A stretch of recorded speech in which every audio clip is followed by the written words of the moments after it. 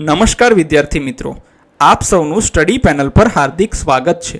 આજના વિડીયોમાં આપણે ધોરણ 3 ગણિત મેળો વિષયનું પ્રકરણ 2 રમકડાની રમતનો આનંદ વિશે જોઈશું। જો વિદ્યાર્થી મિત્રો તમે આખા પ્રકરણની PDF મેળવવા માંગતા હોય તો ડિસ્ક્રિપ્શન બોક્સમાં અમારી ટેલિગ્રામ ચેનલની લિંક આપેલ છે। તમે તે લિંક ઉપર ક્લિક કરીને ટેલિગ્રામ ચેનલમાંથી તે PDF મેળવી શકો છો। 2 રમકડાની રમતનો આનંદ। જો વિદ્યાર્થી મિત્રો તમને બધાને જે છે તે રમકડાથી રમવાની ખૂબ જ મજા આવતી હશે। કેટલાક બાળકો જૂના ખોખા, બોક્સિસ, નળાકાર ડબ્બા અને કાગળ પર પ્રાણી અને પક્ષીઓના ચહેરા બનાવ્યા છે। જુઓ અહીંયા તમે જોઈ શકો છો ઘણા બધા બાળકો જે છે તે જુઓ અહીંયા નળાકાર છે, તેના ઉપર પ્રાણીઓ અને પક્ષીના અલગ અલગ શંકુ છે, પછી લંબઘન છે, સમઘન છે, બધા આકારો બનાવેલા છે। હવે જુઓ મારી બોટલ, જુઓ મેં તેના પર ગલુડિયાનો ચહેરો બનાવ્યો છે, તે મોટા કાન ધરાવે છે। જુઓ આ બોટલ તમને દેખાય છે અને ગલુડિયાનો ચહેરો બનાવેલો છે અને તે નળાકારમાં છે। બોટલનો આકાર કેવો હોય તો કે નળાકાર હોય છે।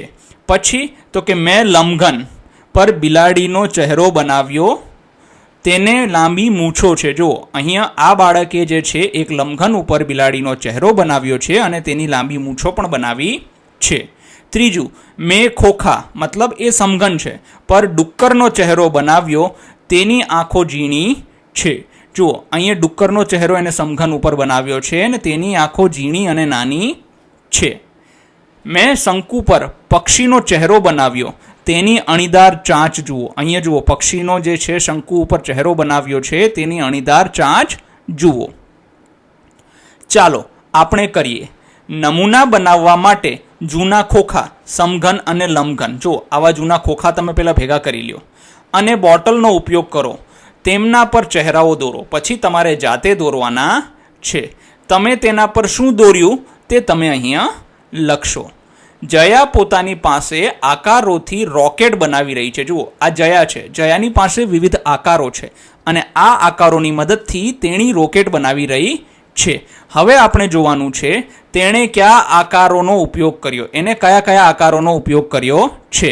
આકારોની સંખ્યા જણાવો। હવે આપણે આકારોની સંખ્યા કહીશું। પહેલા તો સમઘન, સમઘન જો આને સમઘન કહેવાય છે। સમઘન એટલે શું છે કે તેની બધી બાજુ ચોરસ છે, એને સમઘન કહેવાય છે, બરાબર છે। તો કેટલા સમઘન છે તો કે 1 અને 2 સમઘન છે, તો આપણે અહીંયા લખીશું 2। પછી લંબઘન કેટલા છે તો કે લંબઘન જો આને લંબઘન કહેવાય, જેમાં લંબચોરસનો ઉપયોગ બાજુ તરીકે થયો હોય, સપાટી તરીકે જેમાં લંબઘનનો ઉપયોગ થયો હોય તેને કહેવાય છે। 1, 2, 3 અને 4, તો 4 લંબઘન છે। પછી શંકુ કેટલા છે તો કે જો શંકુ અહીંયા ઉપર છે તો 1 શંકુ છે। પછી નળાકાર કેટલા છે તો કે નળાકાર આ 1 છે, તો નળાકાર 1 છે। લાલ લંબઘન અને પીળા લંબઘન વચ્ચેનો આકાર કયો છે? જો આ લાલ લંબઘન છે, આ પીળું લંબઘન છે, આ બંનેની વચ્ચે એક આકાર આવેલો છે, આ આકાર કયો છે તો કે આ આકાર નળાકાર છે।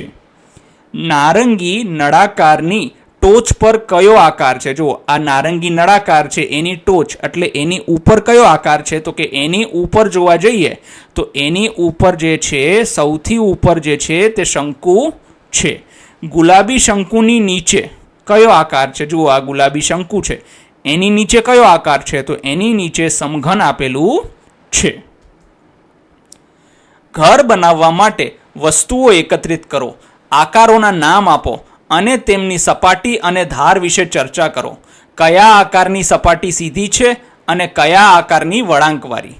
આકારો કેવી રીતે ગોઠવવામાં આવ્યા છે તેનું પણ વર્ણન કરો। આકારોનો કયો ભાગ તમે દૂરથી જોઈ શકો છો? આ તમારે જાતે કરવાનું રહેશે, મતલબ અલગ અલગ આકારો ભેગા કરો, તેમાંથી તમારે જોવાનું છે કે તેમાંથી કોઈ અલગ અલગ આકારો બનાવો, એમાં વળાંકવાળી સપાટીવાળા કેટલા છે, ધારવાળા કેટલા છે, સીધી સપાટીવાળા કેટલા છે, આ રીતે તમે તેને જુઓ, દૂરથી જુઓ તો તેનો કયો ભાગ દેખાય છે, આ બધી વસ્તુઓ તમારે જોવાની છે। દેવિકા એક દુકાન પર ગઈ અને એક રમકડાનું એન્જિન ખરીદ્યું।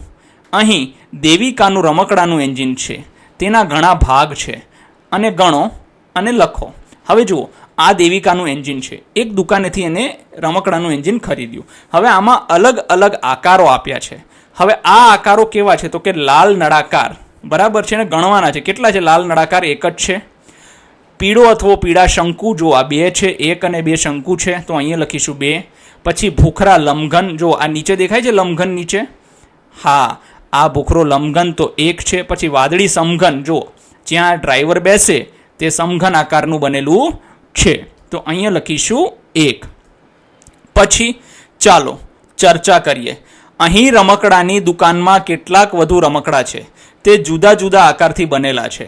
આ રમકડાના કયા કયા આકારનો ઉપયોગ થયો છે? જો હવે અહીંયા 4 અલગ અલગ આપણને રમકડાઓ આપ્યા છે અને આમાં કયા કયા આકારનો ઉપયોગ થયો છે તે આપણે લખવાનું છે. સૌથી પહેલાં અહીંયા તમે ધ્યાનથી જોશો તો આ છે નળાકાર, અને અહીંયા જે આ ઉંદર બનાવેલો છે તેનું પેટ નળાકાર છે અને તેનું મોઢું શંકુ આકારનું છે, તો આ લખીશું શંકુ અને નળાકાર. પછી તમે અહીંયા જોશો તો આ છે ગોળો છે અને આ જે એની દંડી છે તે નળાકાર આકારની છે. પછી અહીંયા તમે બિલાડી જોશો તો બિલાડીનું પેટ નળાકાર છે, બિલાડીનો ચહેરો ગોળ છે, મતલબ ગોળાનો બનેલો છે, અને એના કાન જે છે તે શંકુ આકારના બનેલા છે, તો શંકુ, ગોળો અને નળાકાર. પછી આગળ જોઈએ તો આની અંદર તમે જોશો તો સમઘન અને લંબઘન છે. આ 2 છે તે સમઘન છે, બાકી આ 1, 2 અને 3 જે છે તે લંબઘન આકારના બનેલા છે. જયાએ જુદા જુદા આકારોનો ઉપયોગ કરીને કેટલાક મકાનો બનાવ્યા. તમારી આસપાસ ઉપલબ્ધ વિવિધ આકારોનો ઉપયોગ કરીને આવા ઘર, ટાવર, રોકેટ વગેરે બનાવવાનો પ્રયાસ કરો. જુઓ, અલગ અલગ આકારો ઉપયોગ કરીને જયાએ આવા મકાનો બનાવ્યા છે. તમે પણ તમારી આસપાસ આવા આકારોનો ઉપયોગ કરીને અલગ અલગ ઘર બનાવવાનો પ્રયત્ન કરો. અહીં જુઓ કે સમઘન એ એક ખાસ પ્રકારનો લંબઘન છે. જુઓ, આ પ્રશ્ન પરીક્ષામાં આવે ને આવે જ તે. શા માટે? મોટા ભાગના વિદ્યાર્થીઓ આમાં છે ને કન્ફ્યુઝ હોય છે. શું છે સમઘન અને લંબઘન? લંબઘનને સમઘન કહેવાય કે સમઘનને લંબઘન કહેવાય? એ બહુ મોટો પ્રશ્ન છે. ચાલો આજે આપણે એને વ્યવસ્થિત સમજીએ. જેમ દરેક ચોરસ એક લંબચોરસ છે. હવે સૌથી પહેલા તો ચોરસ ને લંબચોરસમાં જ આપણને કન્ફ્યુઝન છે કે ચોરસ ને લંબચોરસ શું કામ કહેવાય. તો ચાલો પેલા એ જોઈએ તો કે જો કોઈ વસ્તુને લંબચોરસ હોવા માટે એમાં 2 વસ્તુ જોઈએ. શું? તો કે એની સામસામેની બાજુઓ સમાન હોવી જોઈએ. બરાબર છે.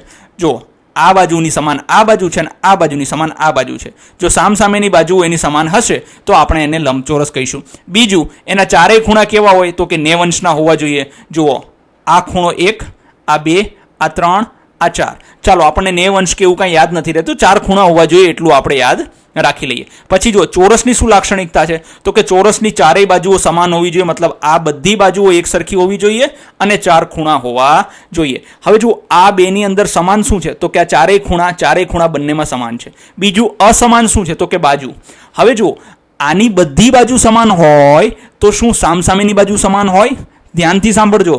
જો આ આકારની આ ચોરસની બધી બાજુ સમાન છે તો શું એની સામસામેની બાજુ સમાન હશે? હા, હોય જ ને.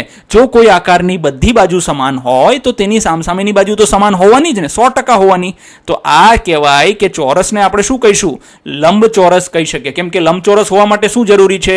તો કે પહેલું, સામસામેની બાજુઓ સમાન છે, તો કે હા આ બાજુની સમાન આ છે, આ બાજુની સમાન આ છે, એટલે થઈ ગયું. 4 ખૂણા છે. હા, તો આને તમે ચોરસ તો કહેશો જ તે, પણ એક વિશિષ્ટ પ્રકારનો લંબચોરસ પણ કહી શકીએ છીએ. એટલે દરેક ચોરસ એ લંબચોરસ છે, પણ દરેક લંબચોરસ એ ચોરસ નથી. જો લંબચોરસને ચોરસ ન કહી શકાય. કેમ? ચોરસ હોવા માટે ચારે બાજુ સમાન હોવી જોઈએ, ત્યારે લંબચોરસમાં ખાલી ને ખાલી સામસામેની બાજુ સમાન હોય છે. હવે જોઈએ સમઘન. તો કે સમઘન શેનો બનેલો હોય છે ખબર છે? સમઘનના બધી બાજુઓ તમે જોશો ને તો ચોરસ હશે. હવે લંબઘન જો, તો કે લંબઘનની જે છે બધી બાજુઓ શું હશે? લંબચોરસ હશે. બરાબર છે. ખાલી આ 1 અને 2 બાજુઓ બાદ કરતા બધી બાજુ શું હશે? એની લંબચોરસ હશે. આ બાજુ ચોરસ હોય છે અને આની સામેની બાજુ પાછળની પણ ચોરસ હોય છે. હવે જુઓ, જ્યારે કોઈ લંબઘનની લંબાઈ, પહોળાઈ અને ઊંચાઈ ત્રણેય સમાન થઈ જાય ત્યારે સમઘન બની જાય. જુઓ, સમઘન ક્યારે બને ખબર છે? કે આ લંબઘન છે જેની લંબાઈ મતલબ જો આ લંબાઈ, પછી છે પહોળાઈ, આ પહોળાઈ અને આ ઊંચાઈ. જો આ ત્રણેય સમાન થઈ જાય, મતલબ ત્રણેય 5 સેન્ટીમીટર હોય, ત્રણેય 10 સેન્ટીમીટર હોય, તો એ શું બની જાય છે? સમઘન બની જાય છે. ધ્યાનથી સાંભળો. જ્યારે કોઈ લંબઘનની આ લંબાઈ, આ પહોળાઈ અને આ ઊંચાઈ ત્રણેય સમાન એક માપની બની જાય તો એ સમઘન બની જતો હોય છે. હવે જો સમાન ગુણધર્મ મતલબ લંબઘન અને સમઘનમાં સમાન શું છે તો કે સપાટી કેટલી છે તો કે આની અંદર પણ 6 સપાટી છે, આની અંદર પણ 6 સપાટી છે. પછી ધાર તો કે સમઘનની અંદર પણ 12 ધાર હોય છે, લંબઘનની અંદર પણ 12 ધાર હોય છે. ખૂણા સમઘનની અંદર પણ 8 ખૂણા હોય છે અને લંબઘનની અંદર પણ 8 ખૂણા હોય છે. તો હવે તમે જોવા જશો ને તો જો આગળ આપણે શું શીખ્યા, આગળ આપણે એવું શીખ્યા કે ચોરસને લંબચોરસ કહી શકાય પણ લંબચોરસને ચોરસ કહેવાય નહીં. મતલબ સમઘન એ એક ખાસ પ્રકારનો લંબઘન છે. આ સમઘન છે કેવો ખાસ પ્રકારનો સમઘન છે. ચાલો જો લંબઘન તેની સપાટીઓ લંબચોરસ હોય છે અને સામસામેની સપાટીઓ સમાન હોય છે. સમઘનની દરેક સપાટી જો હવે ખાસ જે લંબચોરસનું ચોરસનું જોયું ને એ જ વસ્તુ અહીંયા જોવાની, ધ્યાનથી જુઓ. દરેક સમઘન એ લંબઘન છે. કેમ લંબઘન છે? કેમ કે ચોરસને લંબચોરસ કહેવાય? હા કહેવાય. તો સમઘનને લંબઘન કહેવાય? હા કહેવાય. પણ લંબઘનને સમઘન કહેવાય નહીં. બરાબર છે? આને એક વખત ફરીથી રિવાઇન્ડ કરીને જોજો તો તમને વધારે સરળતાથી સમજાઈ જશે. ચાલો આપણે રમીએ. ગોઠવો અને વર્ણન કરો. વિદ્યાર્થીઓને 4 કે 5ના જૂથમાં બેસવાનું કહો. દરેક જૂથમાં એક વિદ્યાર્થી કોઈ પણ 3 આકારો પસંદ કરે છે અને તેમને ગોઠવે છે. ત્યારબાદ વિદ્યાર્થી ગોઠવણીના ક્રમનું વર્ણન કરે છે અને હવે અન્ય વિદ્યાર્થીઓએ જોયા વિના તે જ પ્રમાણે બનાવવું પડશે. બાળકો વારાફરતી આ પ્રમાણે કરવા દો અને જૂથમાં રમવા દો. લંબઘનની ઉપર નળાકાર છે, નળાકારની ઉપર શંકુ છે. મતલબ જુઓ આ તમારે જાતે જ કરવાનું છે. તમે રમો અને આનંદ કરો. અલગ અલગ આકારોથી અલગ અલગ આકૃતિઓ તમે બનાવી શકો છો. પછી ચાલો આપણે કરીએ. શું તમે વર્ગખંડમાં આવા આકાર શોધી શકો છો? તેમના નામથી કોષ્ટક ભરો. જુઓ હવે આપણને જો નળાકાર આપણા વર્ગખંડમાં શું છે, ગોળો શું છે, સમઘન આકારની કઈ વસ્તુ છે, લંબઘન આકારની કઈ વસ્તુ છે, શંકુ આકારની કઈ વસ્તુ છે, આ બધી વસ્તુઓ આપણને ક્યાં ક્યાં મળે છે એ જોવાની છે. તો સૌથી પહેલા જોઈ લઈએ નળાકાર. તો કે ચોક નળાકાર હોય, પછી પાણીની બોટલ નળાકાર હોય, પેન્સિલ નળાકાર હોય. જો કે પેન્સિલ ઘણી વખત ષટકોણ પણ હોય છે, પણ આજકાલ ગોળ પેન્સિલો પણ આવે છે, તો આપણે કહી શકીએ કે નળાકાર હોય છે. પછી ટીવીની પેન. હવે જો આપણા બધાની શાળાઓમાં સ્માર્ટ ટીવી આવી ગયા છે, બરાબર, સ્માર્ટ પેનલ આવી ગઈ છે, તો એની પેન હોય છે એ કેવી હોય છે? એ પણ નળાકાર હોય છે. પછી ગોળા આકારના કોણ કોણ છે? તો કે દડો હોય છે, પૃથ્વીનો ગોળો આપણા વર્ગખંડમાં હોય છે, પછી લખોટી હોય છે આપણા વર્ગખંડમાં. તો આ ત્રણેય જે છે તે ગોળા આકારના હોય છે. પછી સમઘન આકારનું તો કે પાસું. તમને ખબર હોય ને તો આપણે ચોકઠા રમવા માટે પાસાનો ઉપયોગ કરીએ. ચોકનું બોક્સ છે એ પણ સમઘન હશે. રૂબ્રિક્સ ક્યુબ તમને ખબર હોય તો 9 અલગ અલગ કલરવાળો આવે છે, એને ફેરવવાનો હોય અને બધા કલરો એક બાજુ આપણે લઈને આવીએ અને રૂબ્રિક્સ ક્યુબ કહેવાય છે. પછી આવે છે લંબઘન આકારનું શું હોય છે? તો કે ડસ્ટર છે, પાઠ્યપુસ્તક છે અને કંપાસ પેટી. આ ત્રણેય જે છે તે લંબઘન આકારનું હોય છે. પછી શંકુ આકારનું શું હોય છે? તો કે બર્થડે ટોપી. જો કોઈનો જન્મદિવસ હોય તો એ જે માથા ઉપર ટોપી પહેરે છે કેવી હોય છે? શંકુ આકારની હોય છે.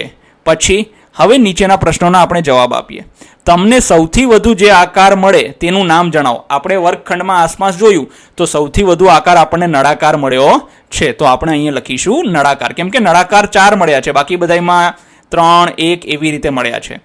તમને સૌથી ઓછો જે આકાર મળે તેનું નામ જણાવો. હવે સૌથી ઓછો કયો આકાર મળ્યો છે? તો કે શંકુ મળ્યો છે, તો આપણે લખીશું શંકુ. એક કરતાં વધુ આકારથી બનેલી વસ્તુઓના નામ જણાવો. એક કરતાં વધુ આકારથી બનેલી વસ્તુ છે ટીવીની પેન. કેમ? તો કે નળાકાર અને એનો આગળનો ભાગ જોજો અણીવાળો શંકુ જેવો હશે, કેમ કે આપણે તેનાથી લખીશું. જો કે પેન્સિલ પણ એમાં આવી જાય છે. 2. બાજુના આકારો જુઓ અને સૂચના મુજબ લખો. જો હવે અહીંયા આકારો આપણને આપેલા છે અને અહીંયા સૂચના આપી છે, સૂચના મુજબ આપણે કરીશું. સમઘન પર ગોળાકાર કરો. જો સમઘન ક્યાં છે? જો આ સમઘન છે, આના ઉપર ગોળાકાર કરી દીધો. પછી આ 1 અને 2 બીજા સમઘન છે, આ 1 અને આ 2, તો આપણે ગોળાકાર કરી દીધા. શંકુ સામે ટીક કરો. શંકુ ક્યાં છે? તો કે આ 1, 2 અને 3 શંકુ છે. ચાલો આ 1 શંકુ, 2 શંકુ અને 3 શંકુ. શંકુની સામે આપણે શું કરી દીધું? ટીક કરી દીધું છે. નળાકાર સામે ચોકડી કરો. જો નળાકાર ક્યાં છે? આ નળાકાર છે તો ચોકડી. આ એક નળાકાર છે, અહીંયા ચોકડી કરી દીધી અને આ ત્રીજો નળાકાર છે તો ત્રણેયમાં આપણે ચોકડી કરી દીધી. પછી લંબઘનની ફરતે એક ચોરસ બનાવો. જો આ 1, 2 અને 3 લંબઘન છે. ચલો એક ચોરસ અહીંયા બની ગયું, એક ચોરસ અહીંયા બનાવી દીધું, એક ચોરસ અહીંયા બનાવી દીધું. જો જગ્યા ઓછી હોવાના લીધે આખું આપણે આ લંબઘનને કવર કરી શક્યા નથી. 3. આકારોના નામ આપો જેમાં કોઈ ધાર નથી. તો જો આ એક આકાર ગોળો એવો હોય છે કે એમાં કોઈ ધાર હોતી નથી, તો આપણે લખીશું ગોળો. માત્ર સપાટ બાજુઓ હોય છે, તો માત્ર સપાટ બાજુઓ મતલબ એમાં ગોળાકાર કોઈ બાજુ હોતી નથી, ખાલી સપાટ બાજુઓ હોય છે, તો એ શું છે? આ સમઘન છે અને આ લંબઘન છે. માત્ર વક્ર સપાટી, ખાલી વળાંકવાળી સપાટી. જો આ વક્ર સપાટી એટલે વાંકી સપાટી હોય છે, તો એને વક્ર સપાટી કહેવાય છે, તો એ છે ખાલી ગોળો. પછી સીધી અને વક્ર બંને ધાર હોય, મતલબ સીધી પણ ધાર હોય અને વક્ર પણ ધાર હોય, તો એ પંખાના પાંખિયા છે. જો તમે પંખાના પાંખિયા ધ્યાનથી જોશો ને તો એમાં સીધી ધાર પણ હશે અને કિનારે થોડીક વળેલી ધાર પણ હશે, કારણ કે તો જ એ સરળતાથી આપણને સારી હવા નાખી શકે. સપાટ અને વક્ર બંને હોય તો એ છે, જો આમાં જો સપાટ છે, આ જો આ ભાગ છે ને સપાટ છે, પણ અને આ ભાગ છે ને નળાકારનો એ કેવો છે? તો કે એ વક્ર છે. એવી જ રીતે શંકુની અંદર તમે આ ભાગ જોશો ને તો આ કેવો છે? વક્ર છે, પણ નીચેનો ભાગ એ કેવો હશે? એનો સપાટ હશે. તો અહીંયા લખીશું નળાકાર અને શંકુ. 4. તમે કયા આકાર બનાવી શકો છો? જુઓ, મેં માટી અને લાકડીઓથી શું બનાવ્યું છે. તમે પણ આવા આકારો બનાવવાનો પ્રયત્ન કરો. જુઓ વિદ્યાર્થી મિત્રો, ગામડાના છોકરાઓ આનાથી રમતા જ હોય છે. તમે સરસ મજાની મતલબ માટી લઈ લો, ખેતરની જે ભીની માટી આવે ને એ ભીની માટી લઈને તમારે શું કરવાનું છે કે આવી રીતે નાની નાની લાકડીઓ ગોઠવીને આવી રીતે અલગ અલગ આકારો તમે બનાવી શકો છો. આ તમારે જાતે કરવાનું રહેશે. 5. સમઘનનો ઉપયોગ કરીને આ આકાર બનાવવાનો પ્રયાસ કરો. જુઓ હવે આમાં કેટલા સમઘનનો ઉપયોગ થશે એ આપણે ખબર હોવી જોઈએ, જાતે જ કરવાનું છે તમારે. જુઓ 1 2 3 4 5 6 7 અને આની નીચે 8, એટલે આમાં 8 સમઘનનો ઉપયોગ થશે. આની અંદર તો દેખાય જ છે 1 2 3 4 અને 5 સમઘનનો ઉપયોગ કરીને આપણે આવો આકાર બનાવી શકીએ. ચાલો આપણે રમીએ. આ તથા આગળના પાનાની કિનારી પર એક રમત છે. પાસાને ફેંકો અને કૂકરીને પાસા પર આવેલી સંખ્યા સાથે સંકળાયેલ આગળના ચિત્ર પર ખસેડો. જો શક્ય હોય તો અંતિમ ખાનાને પસાર કર્યા વિના તમારા મિત્રોને રમો. જુઓ હવે તમારે છે ને એક વસ્તુ જોવાનું છે, જે અંતિમ નિશાન પર રહેલ પહોંચે તે રમત જીતે છે. મતલબ અહીંયા જે પહોંચી જશે એ વ્યક્તિ રમત જીતે છે. સૌથી પહેલાં શું કરવાનું છે કે અહીંયા જો આ બોર્ડર આપેલી છે, જો મેં બંને પાના સાથે રાખી દીધા છે, બરાબર છે. પછી પાસાને ફેંકવાનું છે અને કૂકરીને ધીરે ધીરે આગળ વધારવાની છે. હવે જુઓ આગળના ચિત્ર પર ખસેડો અને અંતિમ ખાનાને પસાર કર્યા વિના. હવે જુઓ એક આવે તો તમારે શું કહેવાનું છે? તો કે નળાકારમાં જવાનું છે, પછી ગોળો. આવી રીતે તમારે અલગ અલગ રીતે આ રમત રમવાની છે. 6. આપેલા આકારો કઈ રીતે એક સરખા સમાન, તેઓ કઈ રીતે અલગ છે, ભિન્ન છે. જુઓ અહીંયા આપણને 5 આકારો આપ્યા છે. આ 5 આકારો કઈ રીતે સમાન છે અને કઈ રીતે અલગ છે તે આપણે લખવાનું છે. સૌથી પહેલા તો સમાન કઈ રીતે છે. જુઓ સમાનતાની અંદર શું છે? તો કે આ બધા ત્રિપરિમાણીય, આ તમામ આકારો ઘન આકારો છે. ઘન આકારો એટલે આપણે જેને અડી શકીએ એવા આકારો છે, એટલે કે તે જગ્યા રોકે છે, જેને લંબાઈ, પહોળાઈ અને ઊંચાઈ. જો ત્રિપરિમાણીય એટલે એને 3 પરિમાણ હોય છે. કયા કયા? તો કે આ લંબાઈ, પછી આ પહોળાઈ અને આ ઊંચાઈ, એમ 3 પરિમાણીય બધા આકારો હોય છે. તમે આને પણ જોશો તો આ થઈ ગઈ લંબાઈ, આ પહોળાઈ અને આ ઊંચાઈ હોય છે. હા, આની અંદર ગોળાઈ હોય છે. હવે બીજું શું છે સમાન? તો કે દરેક આકારને પોતાની સપાટી છે, ભલે તે સપાટ હોય કે વક્ર હોય. અહીંયા જેટલા પણ આકાર આપ્યા છે બધા આકારને પોતાની સપાટી છે. કોઈકને વક્ર સપાટી છે, જો આ વક્ર સપાટી છે, કોઈકને સપાટ સપાટી છે. આવી રીતે આની સરખામણી છે. પછી તો કે હવે એનો તફાવત શું છે? તો કે ગબડવું કે સરકવું. હવે જુઓ ગબડવું એટલે શું થાય? તમે જો બીજા ધોરણમાં બધી વસ્તુઓ ભણી જ ગયા છો, આ તમારા માટે એક પ્રકારનું પુનરાવર્તન છે. આપણે જોઈએ ગોળો, નળાકાર અને શંકુ વક્ર સપાટીને કારણે ગબડી શકે છે. જુઓ ગોળો, નળાકાર અને આ શંકુ, એની સપાટી કેવી છે? તો કે વક્ર સપાટી છે. એના કારણે એ શું કરશે?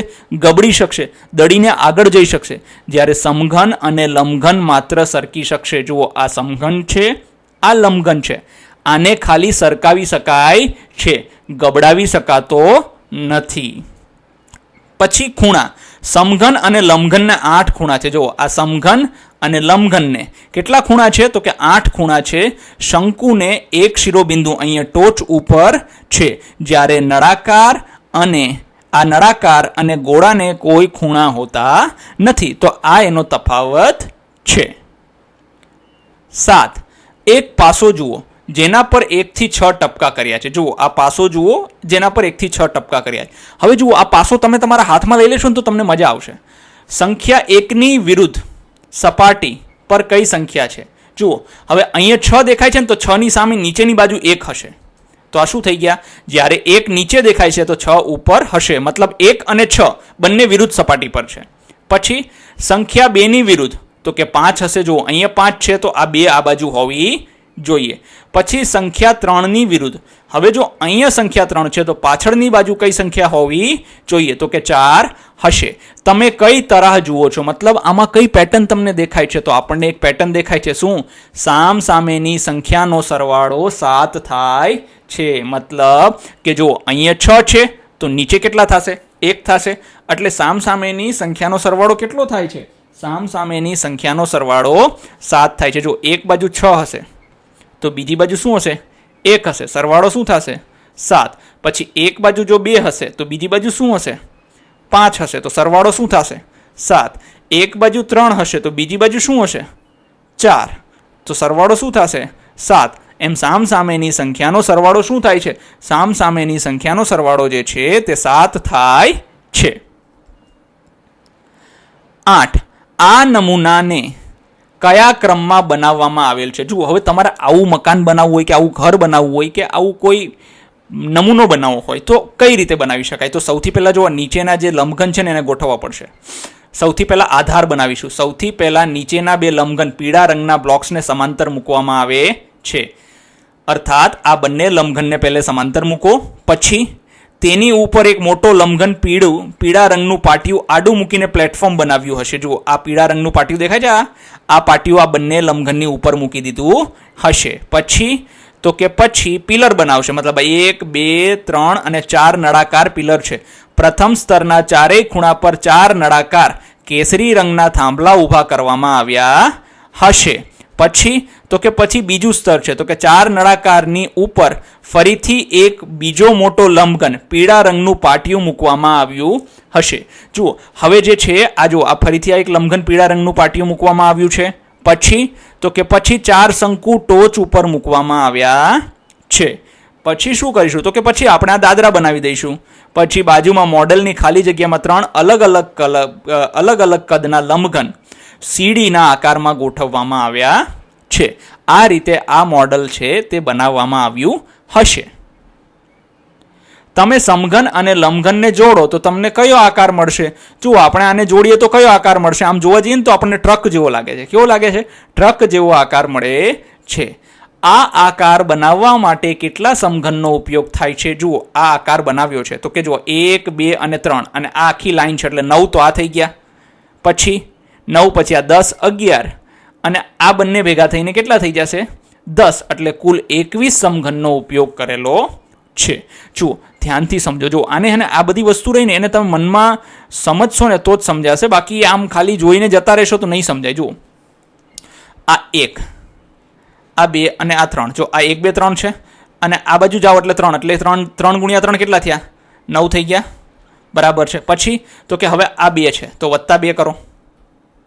હવે જુઓ આ ગણો, આ 1, આ 2, આ 3, પછી અહીંયા નીચે છે ને 4 ને એની બાજુમાં પણ એક હશે 5. તો એવું એક આ છે તો આવું પણ એક છે એટલે કુલ થઈ ગયા 10. 9 ને 2 11 ને 10 21 સમઘન છે. 9.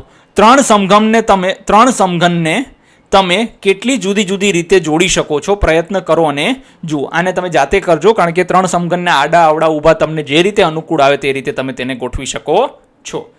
જો તમે 3 સમઘન જોડો તો કયા સંભવિત આકારો મળશે? સૌથી પહેલા તો લંબઘન જ મળે ને. જુઓ આ આખો તો લંબઘન જ થઈ ગયો ને. હવે વિદ્યાર્થી કહેશે કે સાહેબ આ તો ખરેખર સમઘન છે. અરે ભાઈ સમઘન નથી, આ શું છે? લંબઘન છે. શું છે આ? લંબઘન છે. તો કે કઈ રીતે આપણે કહી શકીએ એને લંબઘન છે? ચાલો જો આ છે ને લંબચોરસ છે ને આખું, તો લંબઘન છે. 10. આપેલા નમૂનાઓમાં ઉપયોગમાં લેવાયેલા આકારોના નામ આપો. નમૂનાઓ બનાવવા માટે આકારોને કેવી રીતે ગોઠવવામાં આવ્યા છે તેનું વર્ણન કરો. જુઓ, પહેલા તો આમાં કયા કયા આકારોનો ઉપયોગ થયો છે. બીજું કે આ નમૂનો બનાવવા માટે કઈ રીતે એને ગોઠવવાની શરૂઆત કરીએ છીએ. જુઓ, આપણે નમૂનો બનાવવો હોય તો ક્યારેય સીધું ઉપરથી ગોઠવાય નહીં. પહેલી વસ્તુ તો આની અંદર બધા જે છે તે લંબઘનનો ઉપયોગ થયેલો છે. સૌથી નીચે કેસરી રંગ લંબઘન આડો મૂકેલો છે. પહેલા તો આ લંબઘન મૂક્યો, પછી તેના ઉપર 2 લીલા લંબઘન એવી રીતે ગોઠવ્યા છે અને એની વચ્ચે થોડી જગ્યા રાખી છે. પછી એના ઉપર એક લાલ કલરનો આપણે લંબઘનનો બ્લોક્સ જે છે તે ગોઠવી દીધો છે. મધ્યમાં એના ઉપર મૂકી દીધો છે. હવે જોઈએ તો કે આની અંદર જોવા જઈએ તો લંબઘન અને સમઘન, આ સમઘન છે અને આ લંબઘનનો ઉપયોગ થયેલો છે. આ નમૂનામાં 5 લંબઘન બ્લોક્સ એકબીજાની ઉપર, જો આ 5 લંબઘન બ્લોક્સને એકબીજાની ઉપર ગોઠવી દીધા છે અને થાંભલો બનાવ્યો છે. પછી તો કે સૌથી મોટો જે લીલો જે છે એ સૌથી ઉપર એક લંબઘનનો બોક્સ આડો મૂકી દીધો છે અને ટી આકાર બનાવવામાં આવ્યો છે. પછી ક નમૂનાની ગોઠવણી, તો કે આની અંદર તો બધા લંબઘનનો જ ઉપયોગ થયો છે. ચાલો પહેલા જો, આ નમૂનામાં કુલ 7 લંબઘન બ્લોક્સ 1 2 3 4 5 6 1 2 3 4 5 6 7 નથી, 6નો જ ઉપયોગ થયો છે. તો આપણે અહીંયા સુધારો કરી લઈશું. અહીંયા 7ની જગ્યાએ આપણે લખી દઈશું 6 લંબઘન બ્લોક્સનો ઉપયોગ થયો છે. દરેક બ્લોકને એકબીજાની ઉપર બરાબર સીધી રેખામાં ગોઠવીને એક ઊંચી થપ્પી અને દિવાલ જેવો આકાર બનાવવામાં આવ્યો છે. પછી અહીંયા શું કર્યું છે તો કે નમૂનાની આમાં 3 લંબઘન બ્લોક્સ લીલો, લાલ અને કેસરી, જો આ લીલો, લાલ ને કેસરી ગુલાબી જેવો દેખાય છે નો ઉપયોગ કર્યો છે.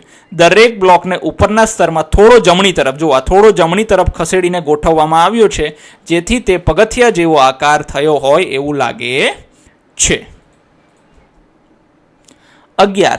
નીચે દર્શાવેલા આકારો બનાવવા માટે 6 પાસાનો ઉપયોગ કરો. જુઓ, હવે જુઓ આની અંદર જુઓ 6 પાસાનો, એક લંબઘન બનાવવા માટે 1 2 3 4 5 6 આ 6 પાસાનો ઉપયોગ કરીને આપણે બનાવી દીધો છે. પાછળના પાસાઓને આપણે ધ્યાનમાં લેવાના નથી અને એક લંબઘન બની જાય છે. જો કે 6 પાસાઓને તમે એક લાઇનમાં ગોઠવો ને તો પણ શું બનશે? લંબઘન બનશે. પછી ટાવર બનાવવા માટે તો કે તમે આવી રીતે ટાવર બનાવી શકો છો. હવે તમારે બીજો કોઈ તમારી પસંદનો કોઈ આકાર બનાવવો હોય તો તમે બનાવી શકો છો. ધન્યવાદ વિદ્યાર્થી મિત્રો. જો તમારે અમારા આ જે પાઠ છે એની PDF અને બધા જવાબો જોતા હોય તો તમે અમારી ટેલિગ્રામ ચેનલ, જેની લિંક ડિસ્ક્રિપ્શન બોક્સમાં આપેલી છે, તેના પર જઈને આની PDF મેળવી શકો છો.